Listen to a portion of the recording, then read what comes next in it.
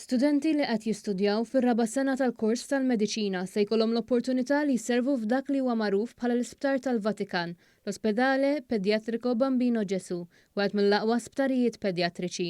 Dan se jkun possibbli permezz ta' ftehim li se jiġi ffirmat fil-jiem li ġejjin, li se jkompli jsaħħaħ ir-relazzjonijiet bilaterali bejn il-Gvern Malti u s-Santa Sede. Dan tħabbar mill-Prim Ministru Robert Abela f'laqgħa li kellu fil-Berġa ta' Kastilja mas-Segretarju tal-Istat tal-Vatikan, il-Kardinal Pietro Parolin, li matula l-Prim Ministru ħabbar ukoll li l-Gvern Malti se jkun qed jagħti b'donazzjoni pneumatonometer li huwa apparat mediku speċjalizzat lill-Klinika tal-Fqar Ambulatorju Madre della Misericordja. Matul din il-laqgħa ġiet diskussa wkoll ir-relazzjoni b'saħħitha bejn iż-żewġ stati fejn il-Prim Ministru osserva li t-tnejn iħadnu valuri soċjali u jaħdmu favur il-ġustizzja soċjali.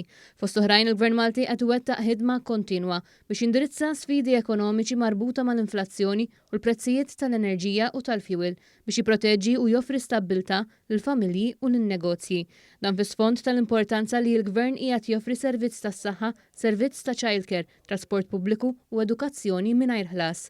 Il-Prim Ministru Robert Abela spjega wkoll li qed jittieħdu l-passi meħtieġa biex tiġi assigurata ekonomija sostenibbli. Il-gwerra fl-Ukrajna, s-sitwazzjoni fis-Sudan u fil-Libja u l-immigrazzjoni fil-Mediterran kienu wkoll fuq l-aġenda.